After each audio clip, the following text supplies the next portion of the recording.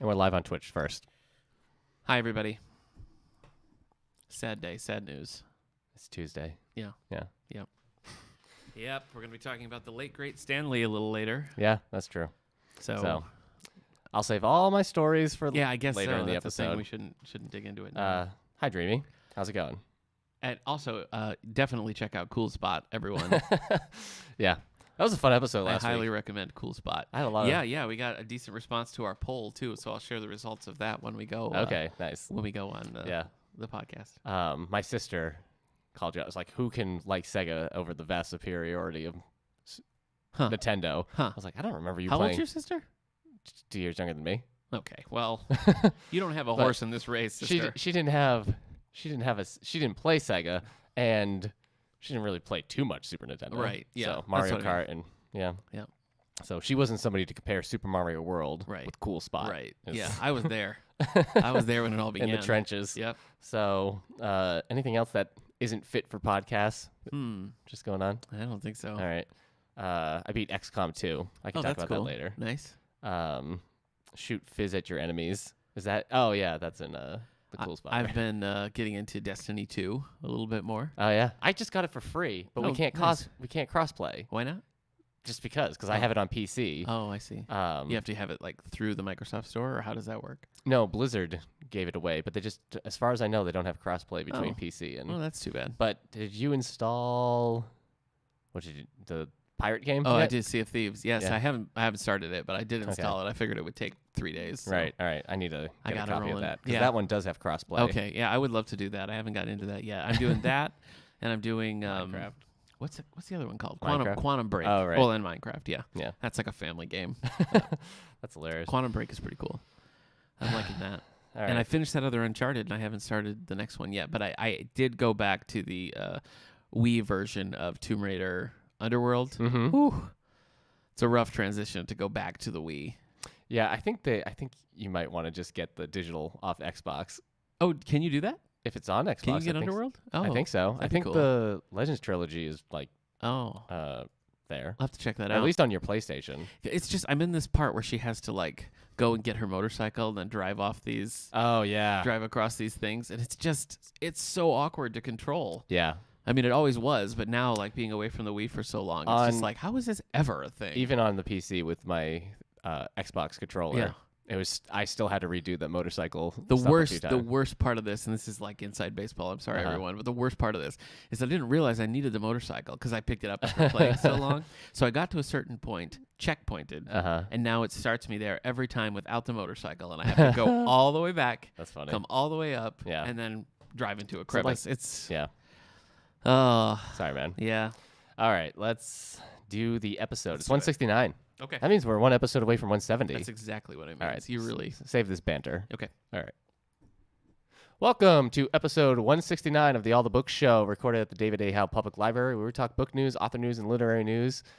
One episode away from 170. Yes. Yeah. So big milestone. I just said that one. Yeah. Did I already say I'm Eric Mickles?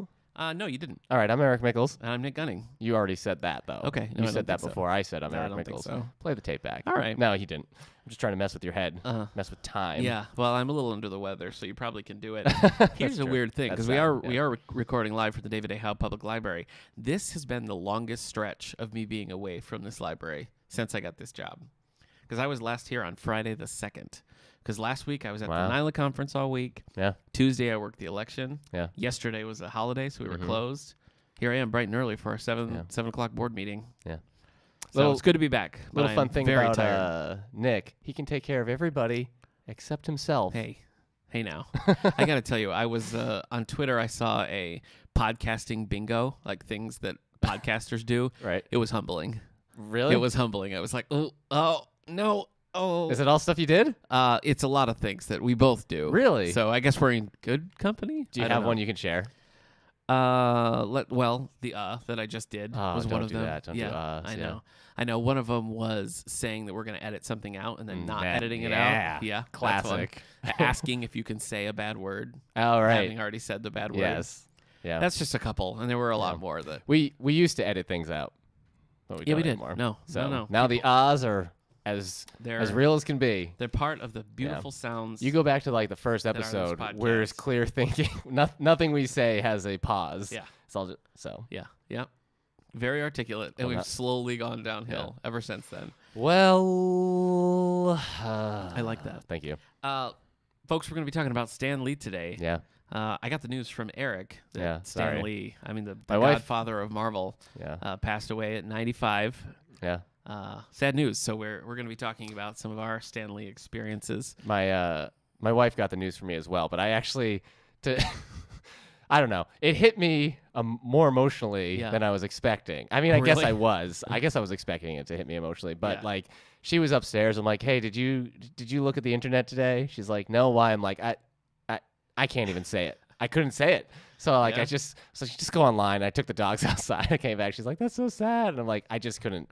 It was weird. I just couldn't talk about it. Yeah. So it was just. I mean, I knew. We can get into this more, but like he was 95 years old. But at the same time, another 10, 20 years left. At the same time, he just kind of was like, "I'm gonna live forever." Yeah. And you believed it. Yeah. So. Yeah. Anyway. All right, we'll get into that a little bit later. Like I said, I had a pretty busy week with the election, and then I had a lot of downtime at the conference. I was stranded in Rochester. So I did a lot of reading. So I'm going to breeze through these. So let's open up the old bookmark, everybody. Are you ready for this, Eric? Yes. Okay. Well, yes, I am. All I'm waiting for right. my computer's like spazzing out. I see. Okay. It's pulling a Matthew Lillard in the end of Scream. Wow. So it's just like, calm down, computer. That is hard to look at. All right, folks. Bookmark segment where we talk about some of the things we've read since we last recorded. Or watched. I'm going to roll through this list of graphic novels because it is extensive. Yeah. It's not Eric. Look, if you're here for a spotlight of Stan Lee, we're not apologizing But for the graphic novels this week. I read Spider-Gwen Volume 2. Meh.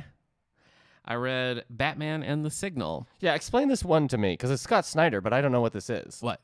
Oh, Batman well, and the yeah, Signal. it's so the Signal is a character named Duke who came out of the Robin War, who's Batman's new sidekick. Oh, his name is Signal? Signal. I have never once seen him referred to anything but Duke. I think it's new. Yeah, he's like take a costume in the name. It's not very good, and I wasn't sure if you were going to go after me because of my review on this one or not. But Scott Snyder, great Batman author, but I think he's played out. He's I messy, don't think too. he should be writing Batman anymore. Maybe, yeah. And this one just didn't, like, they have no chemistry as a team. Mm-hmm. And it seems like they really wanted to just do a Signal book. So it's very unbalanced. It's very sloppy. Yeah. I was not a fan, but we do have it in the collection if you want to check it out. It looks great. The art is great. So that's one plus. I read Nightwing Rebirth Volume 4. This is one that was going in a good trajectory, and with this issue, they were like, nah, forget that. We're going to do dumb stuff. Yeah, if you're a fan of Blockbuster. Yeah. Are you? No. Oh, really? No. Isn't he like a big mobster, but he's also a big guy? He is. I mean, he worked okay in like the early 90s. Right. Now it's kind of like, what are we doing? Though now he doesn't have to be compared to the chain. Kids today are reading Nightwing and like, Blockbuster's such a cool original name. Yeah, Has that's nothing to true. do with They video don't know rentals, anything whatever about that it. They don't is. know anything about it. Name of Gog, a Superman book that was terrible. Yeah, who's the author is Chuck Austin, right? Yes, yeah. Yeah, he has one of the most like reviled X-Men runs. No. He had a bad history of like people hated Keeps getting work. all his I guess. People hated all of his like portrayals of any female characters because they were all like the same. Yeah, he's not. He also did like a bad Avengers run, from what I'm told. I haven't read that one, but I've read all the X-Men stuff. Not So good. Okay. Anyway, so you didn't like this. Didn't like he's it. not a good Superman writer Terrible. either. No, Okay. no, it's just the story is nonsensical. Is this not Doomsday? It looks like Doomsday, It's not on the Doomsday. cover. No, okay. it's not. Venom Homecoming, which I actually really liked. Yeah, somebody's now on the Venom train, huh? Here's the thing. Welcome aboard. Here's the Woo, thing. woo. I was Sorry. looking at the Goodreads reviews, and mostly they're negative. On this one? Yeah. Wow. And I think it's probably because I don't care about Venom. And so this I was... hate when you say that. I'm sorry. No, it's okay. But this was like a different thing. It was like a different take. So I guess if you're a Venom purist, you're probably like, that's not my Venom. But for me, I was just kind of like, yeah, okay, I like it. Listen, I just read all of the 90s Venom. I know you did. I don't care if it's my Venom or not. Right. I don't know what my Venom is Yeah. anymore. So Well, the symbiote is very like much a character, like a separate character who talks. And you haven't read this one? no. Do we have this whole series in the collection or just volume 1? No, we have 4 volumes of this. Of the I don't know current if run. that's all of it. Okay. Yeah. Well, I like that. Cool. finally, Super Sons Parent Trap. This is volume 3 of Super Sons. It was pretty good. I feel like the series was kind of finding its groove, and then it ended. Oh. There is a new... This is the end? Yeah. Oh, I'm sorry. Yeah. Boy, I can only bring hurt into your life. Yes, you can. There is one standalone story that I haven't read. Right. It's in its own trade. Super Sons of the Future, I think. Mm-hmm. And then there's the new Adventures of the Super Sons is coming out like in 2019 or something. All right. So. Do you think Terry Hatcher's going to show up in it? I certainly hope so. Most things are better when Terry Hatcher's there. Jeez. That's it for graphic novels. I've got some more that I need to read. But I also finished a few books. No, you also finished Spider-Gwen. I said that first. You did? Yeah. No, you didn't. I did. But that's okay. Created by, Gwen. I thought you said The Signal first. Gwen Stacy, created by Stan Lee, so it's relevant. So thanks for bringing it back. Okay, but you read Gwen Stacy. I did. Spider-Gwen Volume 2, yeah, which is another run we have in our collection. Huh. Brand new, hot off the presses, I read Stephen King's it's not a short story. It's a short book. It is a short book. It's a short Stephen King book. Probably longer. I don't know. It's a weird... I feel like it's a short novel. I think it's even too long to be a novella. Wow. A lot of mixed reviews for this thing. Yes. Here's the one saving grace. So most people know that I love the time travel Stephen King, 11/22/63, which is very much done in the style of Jack Finney, who's my absolute favorite. Mm-hmm. This one, he was trying to write in the style of Richard Matheson, and he did. Mm-hmm. Like it was a Richard Matheson vibe, and I'm really glad that I saw that in the dedication, right? Because I think that kind of colored the way I was reading the book, because I was kind of in that zone of Richard Matheson's style of storytelling. Right. The book, I think, is not good. I think it probably should have been either developed into a full novel, because a lot of relationships happen where they just come together and all of a sudden they're like best friends, like closest family, and they just don't make the case for that in the short space. So I think I either would have gone shorter, and then you can just kind of, this is an established thing, or gone fuller and really like made the case for that thing. So it is a quick read. I don't think I really recommend it unless you're just unless you're just on a plane or something and want something you can read in an hour or so. Or if you read every single Stephen King. Or if you read every single Stephen King. Yeah. So this isn't one of those, like, if you like Stephen King, you like this. I don't think so, because it doesn't feel like Stephen King. It really, like, the arc of the story is very much Richard Matheson. Mm-hmm. So somebody is asking, how many Stephen King books does this make now? Because we just counted. Probably 20. I don't know. Is that, were you at 19? I was right about there. Yeah, I don't remember. I don't have it in front of me, but probably right about 20. All right. Yep. What else did I finish? Absolutely Remarkable Things. Yeah, I'm shocked. You are? That you read this. Oh, okay. You don't like John Green. Well, this is not John Green. It's though. his brother. It's Hank Green. This was one of the Barnes & Noble book club picks. So I just read it. Mm-hmm. It is very much sci-fi, and I'm a little confused that it never seems to be classified as sci-fi. Really? Because it kind of focuses on the non-sci-fi elements. If you're not familiar with the plot, sure ain't. Basically these large metallic statues just appear in like 60. There's 60 of them that appear across the world, and there's a woman who happens to be there when the first New York one comes, and she does a YouTube video that goes viral. And because of that, she kind of stays at the forefront of this developing situation. So I think it's focused a little bit more on her and her journey and less on like the hard sci-fi element. Right. But it is just 100% sci-fi. But it didn't come up automatically from like Library of Congress as sci-fi. Right. The Goodreads Choice Awards don't list it as sci-fi.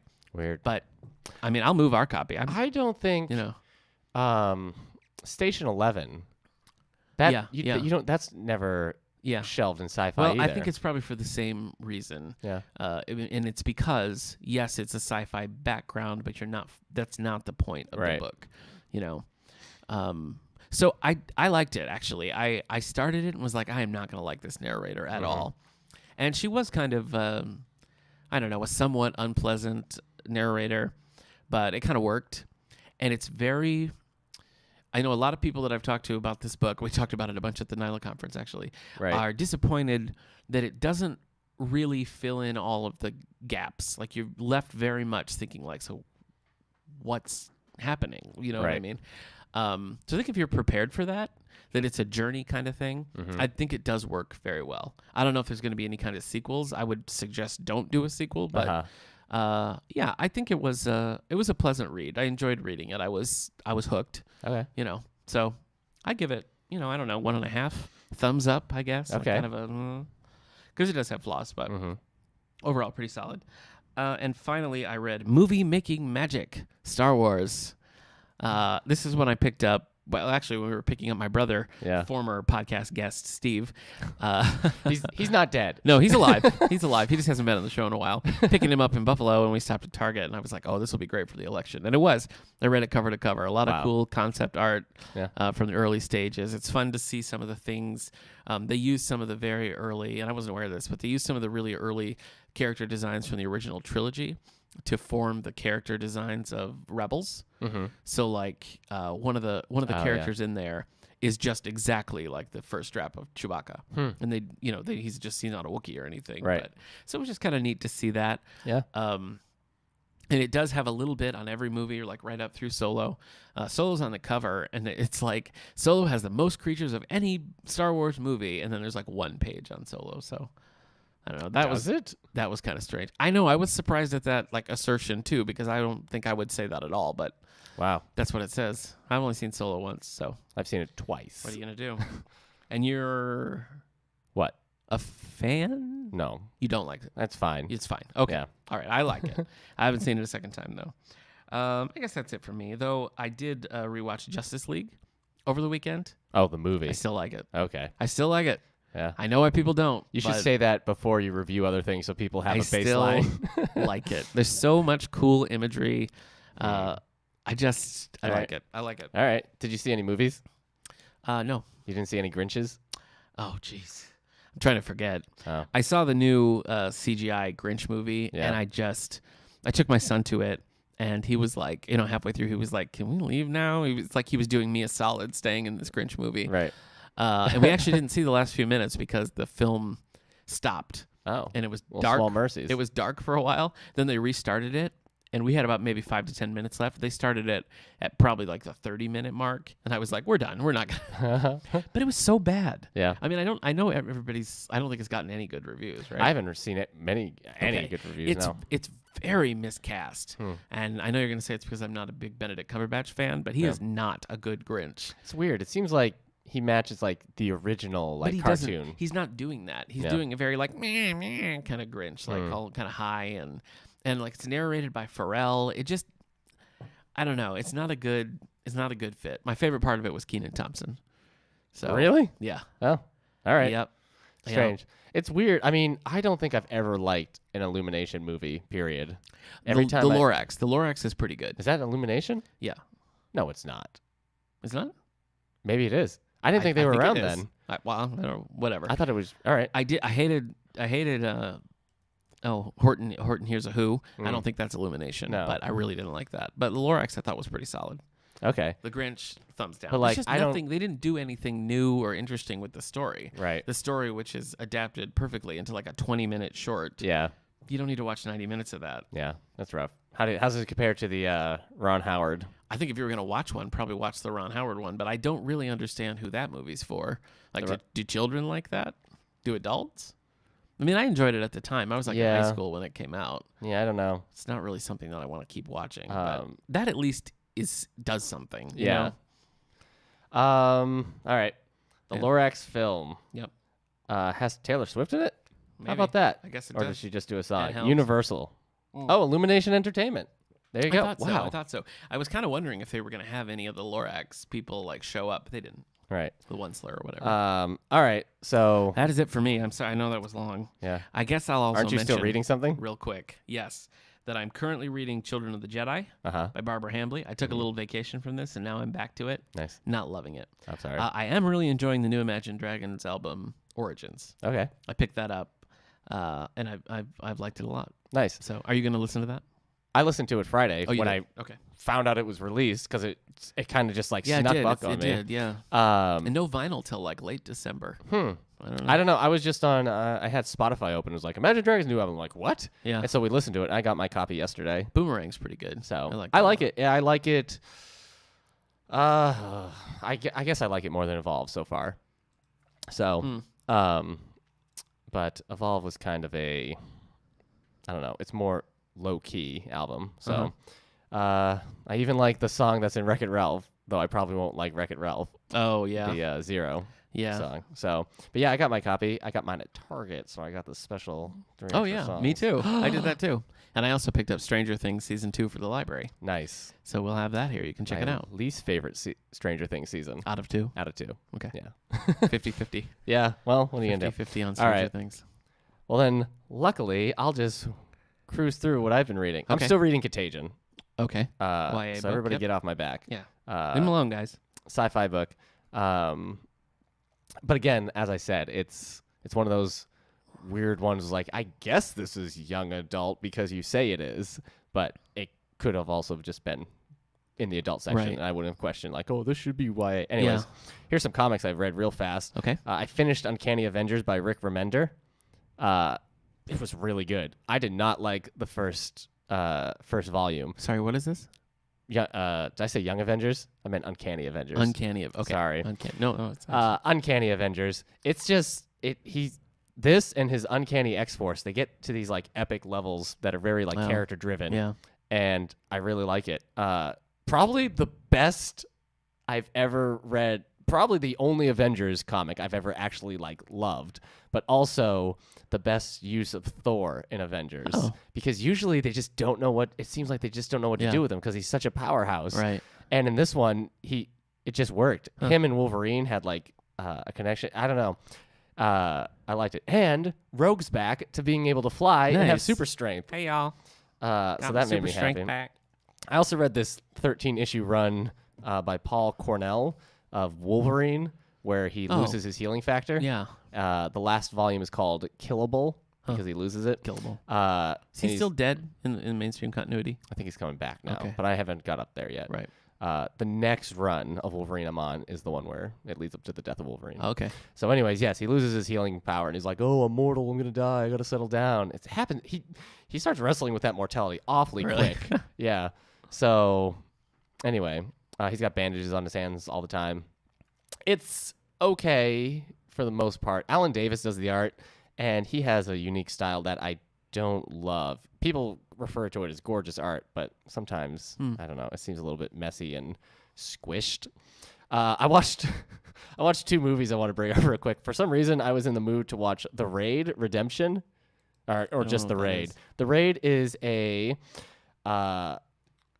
Indonesian action film about a police force that is going to arrest this gang leader who's on the top floor of this building, and they have like 15 floors to climb, and it is brutal.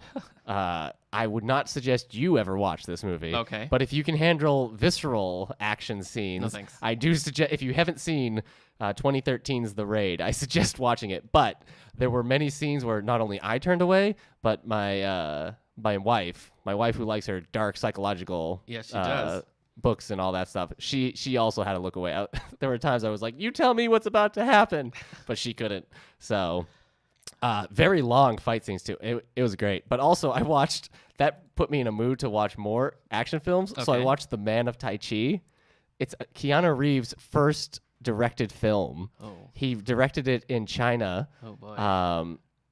And cast his stunt coordinator from The Matrix as the lead. And he cast himself as the villain. And it was pretty good, too. A lot of good action scenes. But I tell you what, the whole movie, I kept waiting because it's Keanu Reeves. I'm like, come on, just give me any element of redeeming factor for you, even though you're the bad guy. Right. Maybe something that was like, oh, he's not bad. He was bad the whole time. He was a mean guy. So at the end, I was like, oh. Yeah. Also, I saw Mask of the Phantasm in theaters. They were classic showing Batman animated film. They were showing Batman: Mask of the Phantasm. That's exciting. I saw it in theaters the first time around. Yeah. So now we both have seen it in theaters. Yeah, same thing. So I hadn't seen it. I probably had more people in my theater Than mine. Yeah, Because then they just like surprise, like we're doing a Batman movie theaters in the 90s. And I remember we had to sit up kind of close because there was a wow. lot of people in the Okay, theater. well then I had less. Yeah. But It's also a pretty different landscape now. Yeah. Like a kid's movie coming out. Now there's like a kid's movie in every single Yeah, that's rotation. true. When I was a kid, it was like once in a blue moon you'd have Yeah. a kid's movie. So it was funny. Like I remember everything about this, but my wife, she has watched it, but as soon as it started, she's like, "Yeah, I don't remember this." So like the whole movie, all the twists and turns Nice. were new to her again. great. I was like, to live like that. But yeah, it was still really good. I liked. It's funny because after the movie ends, you're like, Batman didn't stop anybody. The bad guys win, and it all just kind of happens to Batman at the end. He's like, "Whoa, glad that's over with." But it's still just a really good movie. And I tell you what, when you watch it knowing what's coming, it does kind of drag. And as soon as Mark Hamill's Joker shows up, you're like, oh, okay, the movie's going now. He just injects so much life into it. But yeah, it was a good time leaving. I heard one person, they hadn't seen it. They were like, oh, man, I liked Andrea Beaumont. So yeah. Dana Delaney making her DC Oh yeah, she's debut. Yeah. That's right. Anyway, boy, we've talked a lot about this stuff. We sure have. All right, what's next? Is that it for you, bookmark wise? Yeah. All right, close the bookmark. Let's do some book news. You close a book on the bookmark. Okay. Yeah. Close the book on the bookmark, everyone. I've got some advance notices for you. We've had a little bit of a lag in getting the new standard print notices, which I have fixed today, but I don't have any of those, so we're going to delve into large print once again. But these are fun titles. The Accidental Beauty Queen by Terry Wilson. Mm-hmm. In this charming romantic comedy, perfect for fans of Meg Cabot and Sophie Kinsella, critically acclaimed author Terry Wilson shows That's what the cover reminds me of, Sophie Kinsella. Yeah, Okay. it does. It also kind of looks a little bit like Maria Semple's Where'd You Go, Bernadette? It's a very similar color scheme and everything. Anyway, critically acclaimed author Terry Wilson shows us that sometimes being pushed out of your comfort zone leads you to the ultimate prize. Oh. Yep, so that's coming out in large print for you large print fans. And finally, Miss Bingley's Requests. So this is a take on Pride and Prejudice. Mm-hmm. So, I have a request. yeah. Of course. Yes, Mrs. Bingley. Oh, that's her request. Revisit the world of Jane Austen's Pride and Prejudice through the eyes of the woman who is determined to win Mr. Darcy's affection in this sumptuous and romantic novel. It's sumptuous. And this is coming out. Boy, when is it? I think not until the first of the year. Okay. So you got some time on this one. What else would you describe as sumptuous? Like a turkey dinner? Maybe. I guess I think more like sweet. Oh. You know? Okay, like cotton candy. No, that's too thin. Maybe like a really good piece of like chocolate cake. That's a sumptuous chocolate cake. Yeah, like All right. Coca-Cola cake is real moist. Uh-huh. Yeah. Sorry I said moist, everyone. I know people hate that. Yeah, I don't get it. I don't either, but people do hate it. All right. That's it for me. What's going on in the New York Times bestseller list? Yeah, good question. Just tell me. Okay. Number 10. All right, so on the hardcover list, oh my gosh, I'm all over the place here. So on the New York Times bestsellers list for hardcover fiction, at number 10, we have Where the Crawdads Sing by Delilah Owens, which we realized last week is on the Reese Witherspoon book club. Yes, it is. Which explains why it's still going. And we did post that. And we also were confused about the Reese Witherspoon's book club. And remains so. But Yeah. it is available on our Twitter page. And, of course, just Google Reese Witherspoon and you'll be fine. Of course. Of course. All right, number 9 is Holy Ghost by John Sanford. Virgil Flowers. It's Virgil Flowers' Okay. book. Yeah, those are okay. Yeah. They're pretty all right. Number 8 is Ambush by James Patterson, Detective Michael Bennett thriller. Number 7 is Jodi Picoult, A Spark of Light. Okay. Which has been here for 5 weeks She's now. been kind of hot lately. Yeah. You know, her last book, Small Great Things, is that what it was? That was one of them recently. But yeah, you kept doing your thing. That did crazy good, so a lot of interest. The lives of patients, doctors, and activists intersect when a gunman holds them all hostage in a women's health center in Mississippi. I don't think it's political or anything, so you're okay. Yeah, it should be fine. Number 6, this one has dropped down, so maybe it will leave soon. The Next Person You Meet in Heaven by Mitch Albom. Wow, good the for you, sequel to The Mitch. 5 People You Meet in Heaven follows Annie on her heavenly journey. Sounds cute. Yeah. Number 5 also has been here for 3 weeks now. Unsheltered by Barbara Kingsolver. This is one you wanted to read, right? I do. Yeah, I would like to read this. Intertwined stories of two families who live in different centuries on the same street corner of Inland, New Jersey. This one has dropped down. I'm actually surprised. Nicholas Sparks' Every Breath. Difficult choice. Actually, it was only like $18 at Amazon. Not at Amazon, Walmart. Oh. But That's a pretty standard discount for a hardcover that size. Yeah. So I don't think that's a... Difficult choices surface when Hope Anderson and True Walls meet in North Carolina's seaside town. That description is why I'm not surprised it's dropped down. Like, there's just nothing there. Anyway, this is new, right? Yeah. Dark Sacred Night by Michael Connolly. Detective Renee Ballard teams up with the retired detective Harry Bosch, who is working on a cold case. Yep. So is this Detective Ballard someone? I think she was from the Late Show. The Late Show, I think, was the most Late recent Show? book with her. The book that introduced her. I think so. I can look it up. Okay. Yeah, Michael Connolly's. Yeah, Renee, The Late Show. Yep. All Renee Ballard, #1. Well, it's a Ballard and Bosch novel. Ballard and Bosch together at last. Crossing over. Yeah. I like a good crossover. Didn't Bennett and the other guy, Alex Cross meet?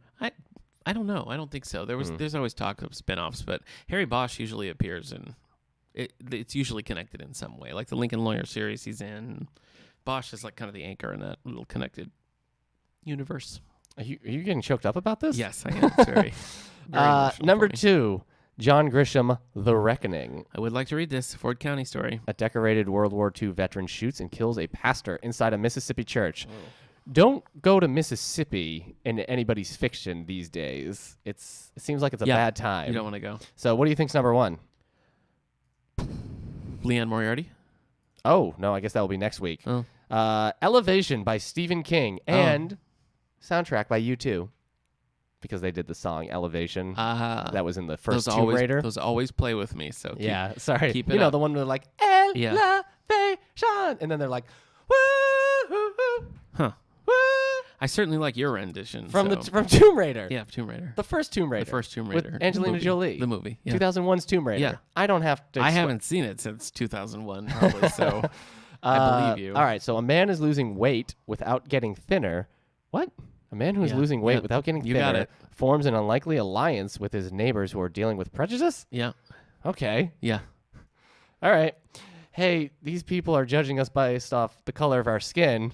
Let's get this guy who loses weight but doesn't lose weight to help us. You're here. You are seeing the problem. Perfect fit. Yeah. Okay. Yep. So I don't think it's worth reading. Oh, I really don't. I did not know that description at all. Yeah. So I didn't. Yeah. All right. I Elevation. didn't really know it either. Yeah. Okay. And does that? He's just getting progressively like lighter, like the way gravity is interacting with him. Oh, and then he's going to elevate, maybe. I don't know. Yeah, like that You have to episode read it and of find the out, but you Ninja don't Turtles. have to read it. So Okay. All right. Well, that's the New York Times bestsellers list. okay. So I do have one more scrap of some book news. Are you familiar with Michael Chabon, who wrote The Amazing Adventures of Cavalier and Clay? I did read that one. I haven't read the Wonder Boys, Yiddish Policemen's Union, Telegraph Avenue, Moonglow. Pretty prolific, well thought of author. Is taking on Star Trek. My wife and I just watched. I did see something about that. My wife and I last night. They're doing little called short treks, or little 20-minute episodes. Right. And he wrote the new one that just dropped this month, called Calypso, and it is great. So even if you're not a Star Trek fan, it's very standalone. You don't have to know anything else about it. You could just pick that up and watch it. Right. And it's great. So that gave me a little hope for some of the things they have going forward, because he's heavily involved in the new Picard show with Patrick Stewart. Okay. So yeah, I do remember seeing he was attached. they're also talking about a spin-off with Michelle Yeoh's character. Yeah. A lot of stuff going on. Yeah. So that's exciting. That's fun. Maybe too much. Yeah. It's interesting Learn from that Star Wars. someone of his stature is kind of creeping over in this direction. Yeah, but I feel like Star Trek is... It's like one of those things where if you're inspired to write because you liked Star Trek, you're going to want to do Star Trek. And like Star Trek, it seems like because it shows, it's easier to be like, oh yeah, I'll write an episode. Yeah. That's an easier thing to do than be like, oh, I'll spend 4 years of my life writing a movie that might get made. Yeah, yeah. So I'm not... That's true. Yeah. I feel like Star Trek has, like, because it's more sci-fi than like Star Wars, it does seem to attract more actual hard sci-fi writers. So I mean, like I said, I'm looking forward to it because Calypso was great. Yeah. So we interviewed a Star Trek. We've interviewed 2 Star Trek writers. Yeah. David Dvorkin and Old Man's War. Yes, no, not Old Man's War. Oh my gosh, drive me crazy. Joe Haldeman. Yes. Wow. Your brain fog right now is affecting me. I know. guess. I'm sorry. Secondhand brain fog. I definitely do have a brain yes, fog. we interviewed both of them, who did more than just write Star Trek, but we found ways to ask them about Star Trek. Well, it just kind of came up. They both were like down to talk about it. And Haldeman was like, "Oh yeah, I was talking to Gene Roddenberry." Yeah, it was just fun. Yeah, Forever War is what I meant. Yeah. Apologies to everybody. Yeah, right. Yeah, we apologize. All right, let's get to our segment because you were gonna pass out in a cold flu coma. Huh? Have you taken any medicine? No. Again, you'll take care of everybody else, but this guy. Yeah. But this guy, huh? I know. When are you gonna look in the mirror and say, "Hey, do you need help?" Huh? Maybe today. Maybe I'm gonna look right into the stream. Yeah. All right. You need your own Nick. Yeah. I guess that's my role. Thanks, Take man. some medicine, you boob. Sorry. Okay. I will take some medicine. Can I say take medicine on the podcast? No, that's from the bingo. That's from the bingo. All right. As we mentioned early on, we're going to be talking about Stan Lee this afternoon. Yeah. It's just Stan Lee. I mean, I can't imagine somebody not knowing. But if you don't know, Stan Lee created most Marvel characters. It feels like, you know what I mean? Like all the things we have today in this like wealth of superhero pop culture. I mean, a lot of it rests on the back of Stan Lee. Right. Don't you agree? Yes. Because I'm not like on the inside. There's a good chance a lot of people. Oh yeah. Like Jack Kirby may have done. Sure. Like the more creative, but I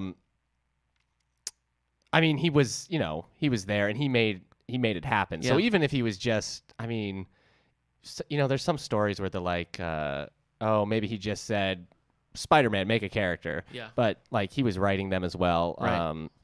So yeah, I mean, every character that you're familiar with, yes, it's a Stan Lee. Right. I mean, it has Stan Lee roots. Yeah. You know? So maybe he's not sitting down writing every single issue or coming up with every little detail, but except for, I mean, you were giving me a list of stuff you want to talk about. I was putting a list, and there is one character that I think he was just like there with for a lot of times. But it's one of those things where like he didn't create like Wolverine and Storm and Nightcrawler, but he created the X-Men. Right. And so like from out of there sprang the concept. And the same thing with like, he created the Fantastic Four. Mm-hmm. So maybe I'll just list Spider-Man, X-Men, Fantastic Four, Hulk, Doctor Strange, Iron Man, Thor. Did I already say Thor? I don't know. I mean, Ant-Man and the Wasp. Avengers, Black Panther. In the Avengers. Yeah. I mean, in the Avengers and Fantastic Four, just those two titles, he created so many like other characters. The Inhumans, Galactus, Silver Surfer. I mean, it just keeps. He's also one of the few, if not the only, people to come out of that era as like a recognizable like face. Well, you know what? I mean? I'll bring up like the first thing I would suggest if you are interested in Stan Lee. There's a book called Excelsior, The Amazing Life of Stan Lee. It's by Stan Lee and George Mayer. And as Stan Lee says, Stan Lee's there to share anecdotes, and George Mayer's there to fill in the history where his memory fails. And it's very interesting to see where he came out of and everything. But like Stan Lee was always like a showman who was, he always wanted to be, every step he wanted to be bigger than he was. He said for a long time after writing comics, he was still waiting to do like the big thing that he'll be known for. After creating Spider-Man, right? He wanted to do the next thing he's going to do. So like, I think he's just one of those personalities and people that like, as it was happening and comics were getting bigger, especially like in the 70s, which is where he like TV started paying attention and stuff. I think he just knew how to do that. Yeah. Like some people just can read the writing on the wall and be like, oh, I can do this. Yeah. And like you watch interviews with him in the 70s and it's still it's like the same Stan Lee that was interviewing last week. Right. So he's always, I think, been really smart. But even in the comics, because like you read some early Spider-Man, and you've also read lots of early like DC comics. Right. But I feel like, I mean, as far as I know, Stan Lee was like the first person to raise the curtain up and have like the soapbox where he was talking to readers as Stan Lee, and also sharing opinions with the other writers and artists. I mean, I'm a DC fan through and through, as you know. Yes. But like, if you go back and read, I've read the Spider-Man Masterworks with Right. Stan Lee. You know that whole Yeah. run there. If you read those and then you pick up any DC comic of that era, Superman, Batman, whatever, there is just no comparing. Right. You know, because Spider-Man is very, and really all of Stan Lee's characters at that point, they're very grounded. You know, they're talking, they're having, like, you're never wondering when you're reading a Superman comic of, say, the Silver Age, you're never wondering, like, I wonder what he's stressed out about. Right. You know what I mean? Yeah. It's all just like, I like them. I like them for their, like, kind of schmaltzy goofiness, the classic DC comics. Right. But you read it while Spider-Man is like, I've got to balance all these things, and keep a job, and, like, keep a roof over my head, and still be Spider-Man. You jump over to Superman, and he's like, oh no, Lex turned Lois into a puppy. I have to get the puppy reversal ray and turn Lois back into a lady. You know, like, that's it. Right. And Lois is like, I got to turn back into a lady so I can trick Superman into marrying me. And that's just over and over and over again. Yeah. You know, they're just nonsense. Yeah. And they're fun. But what Stan Lee was doing, I think, was treating them like seriously, treating them like these are genuine characters who have feelings and insecurities, and that just was not the landscape. So, well, as you the know, story, like I said, there's really no comparison. as the story goes, in both Excelsior and some other readings from his wife as well, he wanted to quit. He wasn't Timely Comics, which wasn't Marvel just yet. He wanted to quit. He just wasn't feeling satisfied. He was getting tired of having to write. And she was like, well, if you quit, you should just write what you want to write. And if it doesn't work out, you're leaving anyways. Right. So that's how he ended up writing the Fantastic Four. Oh, okay. And, like, making it more soap opera, you know, and putting all those characters Explain to me why no one has tried a Fantastic Four period piece. Why there's not something in, like, the glorious 60s. I don't know, man. It seems like if MCU is going to do that, like, they should do, like, a secret history kind of thing. Absolutely. Like, there was the Fantastic Four. Maybe we did. I don't know. It's, though I will say that the 2005 Fantastic Four has elements. I don't know. Like, those two movies have, like, kind of a retro vibe. Yeah, and they some do. stuff. They do. Like the wedding and everything. Yeah. But anyway. That feels very DC Comics. Yeah. But as I was saying, too, with his soapbox, like, you know, if you just on the first page when you open it up and you see the credits, it wasn't just like Stan Lee, Jack Kirby. It was always like Raging Stan Lee, Madman Jack Kirby. It was all, and then those were changed. The footnotes as well. Yeah, the footnotes like happened last issue. Trusty Stan. Which is always fun. Yeah. But yeah, I would definitely recommend reading Excelsior. I read that as a teenage. That came out like maybe like shortly after the first Spider-Man movie. So it's interesting. Yeah. He did a lot of stuff in World War II. He worked on those like posters on recruitment posters, but also posters to tell soldiers to be careful with lady activities because you might catch stuff. Like STDs. Yes. Are you afraid to say STDs? I don't know. Yeah, I guess. Okay. STDs, everyone. Yeah, great. All right. It's off the table. Do you want to say something? You know, last night I was thinking, like, I would really like to do some Stan Lee-ish thing. And so... Stan Lee-ish thing. Okay. So I got the first batch of episodes for the 2017 Spider-Man show, like the most recent thing. So Are you familiar with this at all? Yeah, it's not Ultimate Spider-Man. No, it's not Ultimate Spider-Man. But it does. It feels like kind of a hybrid of Ultimate Spider-Man and Spectacular Spider-Man. Don't bring up Spectacular Spider-Man unless... I think that you would dig it because I do dig the things. pilot had a little bit of the talking to the camera, but it was always he was documenting things. Right. He wasn't just like, "Hey, everyone, how relevant." Time out. That was annoying, but it didn't seem to continue. But there's Stan Lee. You know, he's like filming everything, and you hear a lot of his dialogue and like little pearls of wisdom. Right. And it harkened me back to the old days, and this was the question that I thought maybe we could start with: is what is your first like Stan Lee memory? And for me, it was Spider-Man and His Amazing Friends. So you familiar with Spider-Man and His Amazing Friends? I'm familiar with it. I have never like sat down and watched it, except for maybe when I've been at your house. Okay, and it's been on. Right. So there was a Spider-Man cartoon, just kind of standalone, and I don't know if it was with Super Friends or whatever. They wanted to try to kind of get in on that, but they brought They brought Iceman from the X-Men. They wanted Human Torch, but they couldn't get the rights, so they created Firestar, who's been kind of an enduring character. Like I like Firestar. Yeah, she's a mutant now. Yeah. So yeah, they're both like former X-Men. it could just be called Spider-Man and his mutant pals. Yeah, it could be. But you shouldn't say that. You're right. But they live at Peter's house, and Tony Stark shows up, and he tricks out their like loft, so they have secret entrances and everything. And it's narrated by Stan Lee, like just as Stan Lee. Hey, true believers! Like every episode was like that. And I always liked that. I loved his narration. I loved that show. I still love that show. It's hard to find now, but it was great. But that was the one that sort of clued me in to like the Stan Lee world, and the first time I kind of experienced him as a creator, an entity out there. And that's always, that's stayed with me over the years. That's still something that, one of my favorites from when I was a kid. What about you? That was 80s? Well, it was 80s when I 70s? watched it. It was probably late 70s. Okay. All right. Yeah, it's tough. It's because it all happens around the same time. So I think what actually happened was I played the PlayStation 1 Spider-Man game from 2000. So I guess this would be first. Oh my gosh, I can't get anything to work. You know what? Just a correction. Spider-Man and His Amazing Friends ran from 1981 to 1983. So I was even alive for some of this run. All right, there you go. And then, of course, it was in reruns. Right. And VHS tapes, don't forget. Right. Sorry, go on. So there was a PlayStation 1. It was also on the Nintendo 64, but that version wasn't so good. And so it's a very like simple, like linear kind of Spider-Man game in 3D. It was like, I think it was the first 3D Spider-Man game. Yeah.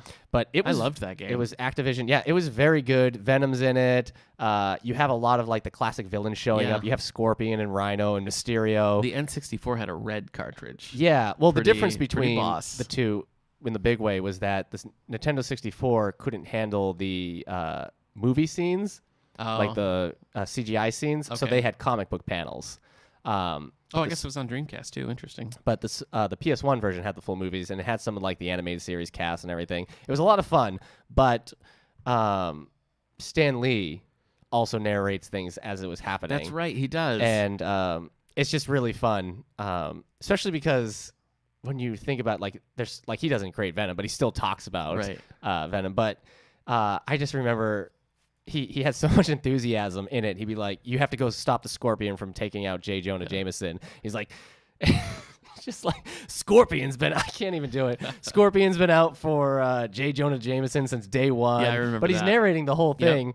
And the whole game has like kind of a light touch to a lot of things. Yeah. But Stan Lee, his narration of it was a lot of fun.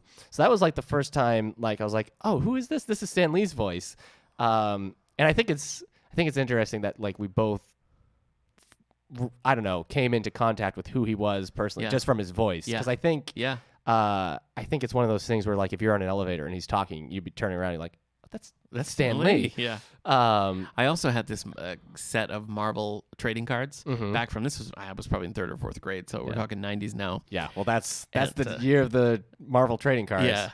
And I loved this series. I was desperate to get them all. Right. But one of them that I had that I really liked was called Mr. Marvel. And it was Stan Lee, but he was stylized with all like half of his face was Spider-Man, and he had like the Captain America wing and a little bit of Hulk. And so that was another place where I was like, who is this character? Right. You know? And then I read the back and I was like, oh, okay, he's not. Yeah. But that was another way. So after I played the game, before the movie came out, I started reading Amazing Spider-Man, like the essential Amazing Spider-Man. And these are just like massive, probably like 24 issue black and white collections of like the original series. And this was Amazing Spider-Man. And I tried to read like his X-Men series from the 60s. And as an X-Men fan, it's hard to read that. I get into the X-Men when Chris Claremont and the 70s happen. And I also tried to read Fantastic Four and the Avengers by Stan Lee, and like even those are dated, and I don't love the Fantastic Four in general. But his Amazing Spider-Man run is just so good. It is. It's still I would submit that a lot of his characters he made, like Daredevil and X-Men and Hulk, had like good ideas with them when he created them, but then other writers made them great. Like Frank Miller took over Daredevil, and like I said, Chris Claremont and the X-Men. But I think a lot of stuff we still see with Spider-Man today is because of all the stuff. I mean, he wrote Amazing Spider-Man for a long time too. Yeah. It was one he stuck around with a lot longer, I think. But the masterworks are just so great because they're full color. Yeah. Like you can see the whole thing. The essentials are black and white, but the masterworks are really cool. I mean, it's like you said, it's like, the drama, like how will I do, like all that's really good. The characters and the villains are all really fun. It's just one that I think really holds up. Like I think this is a run from the 60s that you could still read and enjoy. It is. I mean, it's a little slow, I think. It's slow and it's wordier than you're used to. Exactly. It's all dialogue over the art. So now, now you'd see some indecision in just the way Peter Parker is drawn. You'd see him like weighing his options. Right. In the Stan Lee era, you just see like a Peter Parker and he's like, I'm trying to decide between these two things and they both cause me stress. Things that later, you focus on the art and you don't have to write all that because it's clear. But that just wasn't the game. I think the reason why basically what we've picked a lot, because we have other stuff to mention too, is all Spider-Man related, really. Yeah. And I think it's just because like he did create all these characters and he probably really enjoyed a lot of. I mean, he liked the Hulk a lot because he was a big Frankenstein fan, and he was also. He has some write-ups about why bigotry is wrong and everything. So, he made the X-Men. But I think, like, a lot of his heart was just in Spider-Man. Well, Spider-Man is one for me. Like, just as you said, I mean, when Chris Claremont took over and we had the introduction of Wolverine and Storm and the people that you traditionally think of as the X-Men. I mean, that to me is the X-Men. Right. So as much as I like the original group, I don't really associate X-Men and Stan Lee because that's just hasn't been the norm in how many years now, 40, 30.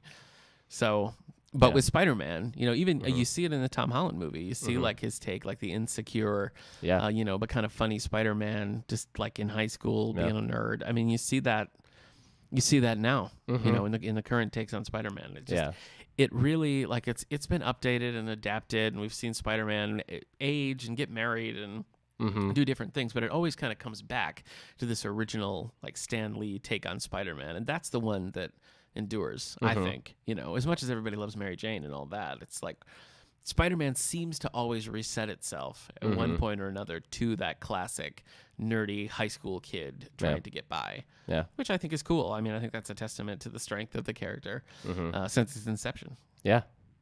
Why was I going to talk about the first Spider-Man movie? I don't know. I guess just because it's very good, and I feel like out of all, I mean, I know you love Homecoming, and Homecoming is good, but I feel like the first Sam Raimi Spider-Man movie and the second one, they capture like Stan Lee's run very well, I think, because they're a little bit campier than the other Spider-Man movies. And they're also very, and I mean, very intentionally so this isn't a dig, but they're very melodramatic. Yeah. They're very big, like, how will I ever? Yeah. Which was also a hallmark of the Stan Lee era. Things were extreme. Yeah, but at the same time, the Sam Raimi film, like you said, they're melodramatic, but they're still way more grounded than we've had our superhero melodrama at the time. Yeah. So maybe now looking back, it's like it is kind of goofy, but like in 2002 when the first Spider-Man movie came out, like that melodrama was still done in a way like, oh yeah, I know what that's like. Yeah. I had zero problems with that movie. Yeah. I saw that in theaters so many times. Yeah. So it totally worked for the time that it was in. Absolutely. But when I ended up buying like the big collector's pack for this first Spider-Man DVD, and it came with like a reprint of Spider-Man 1, the comic, Amazing Fantasy 15.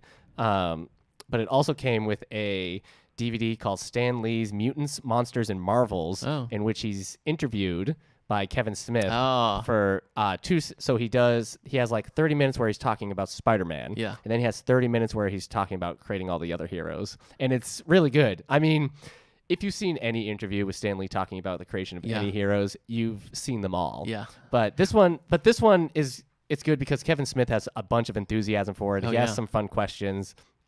He gives Kevin Smith a tour around and shows him a painting where he's like looking very sternly at Spider-Man. He's like, oh, but of course I would never risk that with Spider-Man.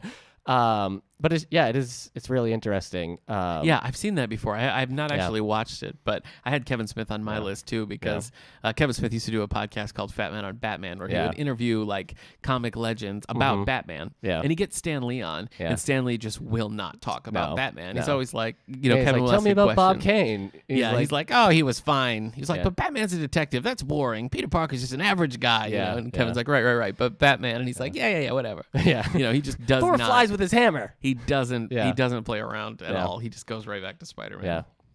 I also wanted to mention Mallrats because I think that that's a side of Stan Lee that like Mallrats, and then there was a show called Who Wants to Be a Superhero, where it's almost like it's meta. He's kind of taking his own persona and kind of playing with it in a Mallrats is a little cynical and goofy. Yeah, because he's trying to give advice, and all Jason Lee can do is ask like sex-related questions about all the superheroes. Right. He's like, sure, but listen. Yeah. He's like, I don't know, maybe. Yeah. And then in the Who Wants to Be a Superhero, I don't know if you ever watched that show, No, but it was like Sci-Fi Channel. Yeah, people would they had these superheroes that they'd created, and he kind of shepherded them and was like, try this, and it was goofy and it was melodramatic, but like he was just so 100% committed and in that it was just, it's a funny, fun side of Stan Lee. So I enjoyed both of those. Did you pick these two choices for your cameos? Is that what I did? Okay, so which cameo are you talking about first? I mean, there's a lot of arguments to be made for what is the best Stan Lee cameo, and I'm sure you have feelings. Yeah, it's funny because now like the movie just stops for a Stan Lee cameo, but like you watch the first X-Men movie and you have to pause it because he's just like a hot dog vendor on the beach scene, and it does not focus on him at all. So. Yeah, there's a lot that I enjoy, but I think the one that's the most, I don't know, the most like satisfying and well done and library themed, folks. Is the Amazing Spider-Man where Stan Lee's the librarian with headphones on. It's one of the best scenes of the movie. Oh, it's great. Yeah, so. He's just stamping the books, not paying attention to what's behind him as Spider-Man just like music. Demolishes the library, which I don't recommend. But I think that cameo for me is I think the best. Yeah. What about you? There's a lot of like funnier cameos. I really liked his recent Ant-Man and the Wasp cameo. Like the 60s were fun, but now I'm paying for it. Yeah. That cracked me up to no end. But I think one of my favorites is in Spider-Man 3, which is, the mixed review one. Peter is just standing there. The movie's, so far Peter's been narrating about how everything's going his way. He's looking at a teleprompter and it says Spider-Man to be given key of the city. And Peter's just staring there, and Stan Lee walks up and goes, I guess one man can make a difference. Well, enough said, and then leaves. And I just, it's just nice. Yeah. So, I don't know. It is one of my favorite ones. There's X-Men Apocalypse has him and his wife holding each other, terrified as missiles are going up in the air. Right. And that's a little bittersweet because she died shortly after. Very shortly after. She was in that. So I don't know, like out of the MCU, which one would be my favorite at this point? Yeah, we have a listener response here. Did you see that about in I Thor like the one where he's a World War II vet? And no, that's in Age of Ultron.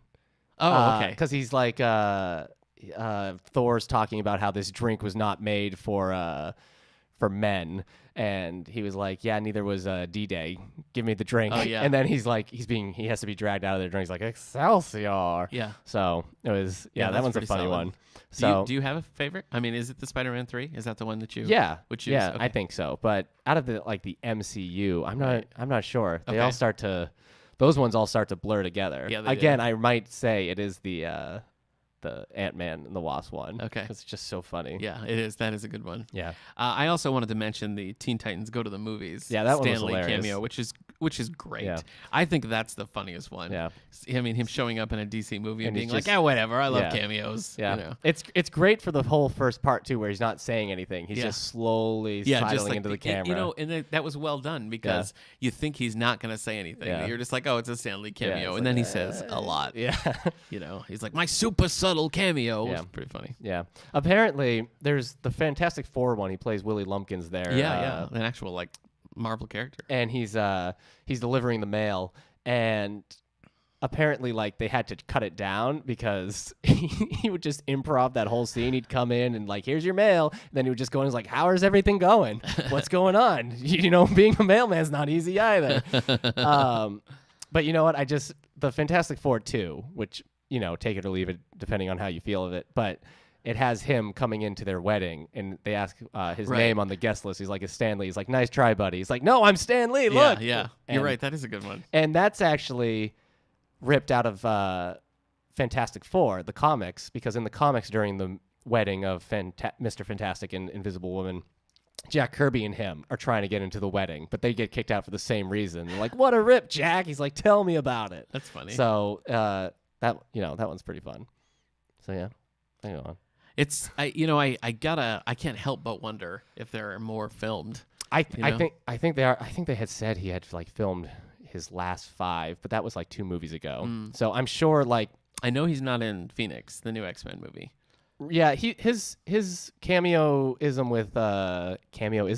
with X-Men has been kind of spotty. He wasn't in 2 or X-Men Origins Wolverine. For a while he wouldn't be in movies that he didn't create the characters for, and then that just stopped altogether. He was just in everything. But I'm sure he's in the next Avengers and Captain Marvel. And whether or not he's in the one after the next Avengers is SpiderMan Far From Home. So whether or not he's in that, I don't know. But yes, somebody, one of the podcasts I listen to, Weekly Planet, they've submitted that every inch of his body has been digitally mapped to appear in every movie in the future. Yeah. Yeah. Yes, and somebody just pointed out the Guardians of the Galaxy 2 has a great cameo when he's talking to the Watchers. Oh, yeah. Which is just great. Yeah. So, and they're like, whatever. Yeah, especially because it's the Watchers, which I find hilarious. Yeah, but, that is a good one. Yeah, I guess that's everything. I mean, really, we did just mostly talk about him and Spider-Man. We mostly did, yes. And that would be my recommendation. You know what? If you wanted to pick up a classic Stan Lee, I would say Spider-Man Masterworks Volume 1. Yeah, definitely his Spider-Man stuff. I don't know if you've ever read these, and I don't know if they're collected, but he did a series with DC. Last night I was looking for that. I was hoping I could get it on my Nook or something. I don't know where to find them. There's a couple of collections, so you could probably get it through Interlibrary loan. What he did was basically they had Stan Lee come in, and basically the idea was if he was creating Batman, what would he do? If he was creating Wonder Woman, what would he do? There's a Robin as well. Yeah. And obviously they're not what he would have done because like he has all this history and everything behind. But it is still like it's basically Batman reimagined. I think like Batman's like a teenager, like a Latino teenager. The series is called Stan Lee Just Imagine. Yeah. And there are a couple of trade volumes of that, and then of course single issues. Yeah. But that was an interesting time. I remember when those came out. I remember picking up the Robin one and being like, what? Yeah. What is this? Yeah. It's nothing. I think a lot of them are Grayson. like, kind of that weird for like, how weird can I make this or different can I make this? But it's an interesting Stan Lee on the other side kind of thing. So, Agreed. yeah. But yes, I would suggest Excelsior. There's a Stan Lee documentary that's on Netflix that the wife and I watched. My wife and I watched. Sorry, I said the wife and I. You said the wife and I. My wife and I watched it a few years ago. Well, the wife and I are going to watch a documentary tonight. And she likes them. I don't know. It's interesting because it does like his history and shows some of like the failed things that happened like later on, like the Stan Lee company that happened like in the early 2000s, I think, that went bankrupt and everything. But anyway, his wife is in it a lot, and them together, they're just hilarious. That's funny. Because she like he has this like view of himself and like the spokesman guy, but like she doesn't care. She's like, come here, you forgot to take out the trash. And he's like, oh, I'm always getting yelled at for something. And their stories are just really funny. Her like smashing his prized typewriter. He's like, she's not going to smash that. And she does. Oh my gosh. And just, it was a fight they had like years ago or something. But yeah. And I mean, she only passed away 2 years ago. Yeah. And it seems to happen that like, oh yeah, when you've been together for like 70 years and one passes away, that's not long after. Yeah. So I think he talks about wooing her in the book because she was already married, and she's like, "Nope, you love me now." I don't know. It's fun. Wow. They're a fun couple. So I definitely recommend. I can't remember what it's called though. Okay. It's on Netflix.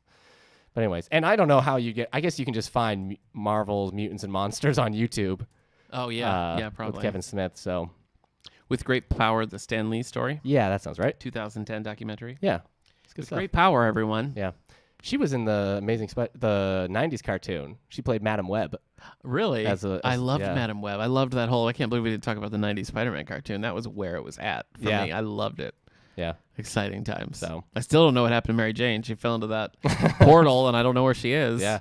It's your fourth season of Lois and Clark. Lois and Clark all over again. We can't talk about that. Yeah. I'm too emotional. You just lived the 90s constantly being put on edge with no satisfaction. You're absolutely right. Sorry, man. You're absolutely right. I get it. All right. Yeah. Well, Stanley. Yeah. To Stanley. Excelsior. Yeah. Yeah. All right. So we transition into some library news now. You got anything exciting coming up? We got 1,000 books before kindergarten. Program to help Preschool. parents. No, 1,000 books before kindergarten. Okay. Yeah. Program to help parents. It's an easy way to read 1,000 books to your kids before they hit kindergarten. We try to make it as simple as possible. We got tote bags. Tote bags, yeah. But we're doing thanks in part to the Wellsville Rotary Club. Yes, by the way, for our we're doing sponsors. a kickoff party the 17th. Yeah, well, that's right. So you don't have to read 1,000 books that day. Right. But you can just come. You can get this little party. Yeah. Pick up your tote bag, get some supplies. Yeah, get some books. Yeah. So get started. Yeah, the idea is that you just read to your child 1,000 books before kindergarten. Yeah, helps with vocabulary. Yeah. It helps just give them sort of the faculties to figure things out. I mean, it's when you look at like the development of kids who have been read to regularly and kids who haven't. It's just it's such a wide gap of like where they are as they're starting out, being adolescents, 5 and older. Yeah. So it's a great program. I'm really excited about it. We've got an author visit on the 14th. Ooh. Eli Knapp is coming here. It's Ellie Knapp. No. Okay. In the Monday Club room. The following night, Thursday the 15th, we have Creek Bend Band back, 7 o'clock down in the auditorium. Ooh. Sponsored in part by the Tri-County Arts Council and the Allegheny Arts Association. So thank you to our sponsors. We've got movies. We've got book clubs. We're currently doing Jack Reacher's, Lee Child's Jack Reacher Never Go Back, and Reese Bowen's Her Royal Spyness. But then next terrible title, good book. Next is Sneaky Pie. Next, we start our Christmas book club, Sneaky Pie Brown and Rita Mae Brown's Santa Claude. Yeah. I like how we just did the 1989 Batman thing where we put Sneaky Pie above the actual actual author. People are there for Sneaky Pie. You know that. You know that. So... All right. Yeah, well, I think that's going to do it for this episode. As always, anything you want, material-wise, if you want some Stan Lee stuff, let us know. If we don't have it in our system, we'll find another library who has it, and we will get it for you. Yeah. So please take us up on that offer. Yeah. Thanks for tuning in, and we'll see you next time. Have a good day. Night. Week? Sorry, I don't usually say have a good day. I don't usually say anything at the end. End it for me. The end. All right, you're still live on Twitch. Okay. People still see you. All right. And are embarrassed with what you've become. Oh, you know what? I never said who won our survey. Oh, you can say it right now. Genesis did not win, everyone. Oh. Genesis really lost. Really? It was 44% with Genesis, 56% for Super Nintendo. So I'm a big enough man to admit defeat when it happens, but this was interesting. Sabotage, I think. I I voted once. Did you? Only once? Yeah. All right. Only once. I can't do voting humor. It's exhausting. Your wife is saying go home now. Because you're gross. I know. I do. Your eyes are all. I do feel awful. Yeah. You look like you're being hit by allergies. Yeah, I don't think so. Yeah. We don't have to talk about this on the air. Okay, fair. Yeah. Curious. Thank you for your concern, everyone. I'm not too surprised. I don't know. People have a lot of nostalgia for Nintendo. Yeah. I guess. But Nintendo has stayed in the public mind in a way that Sega hasn't. Yeah. That's the thing. Like if Sega was continuing, it might be a different story. Yeah. Yeah, when fans are making better games than Sega. So I will take medicine, Dreamy. Thank you so much. I'm going to Video Games Live. Are you? Thursday. That's exciting. Yeah, the concert. So I'm going to see Donnie and Marie in concert on November 30th. Oh, you are going? That's a good time. My wife is so upset she can't go. Yeah. Snooze, you lose. She has to be at a... I can't do Where Captain are you? America. It's in Buffalo, right? I've had a request to do the Captain America Genesis voice, but my marriage can't. Thank you, Wonder Man. That was not me. That was Eric. It was passable. Thank you. It's fine. Yeah, it's in Buffalo, right? No, it's in the Seneca Allegheny. Oh, yeah. She can't. She's at a conference. Yeah, she is. She was so upset, but I'm glad you're going. It's going to be a good time. So you were listening to Donnie and Marie in the... I was. Yeah, I have listened to some Donnie and Marie. So... But we don't need to air my dirty laundry.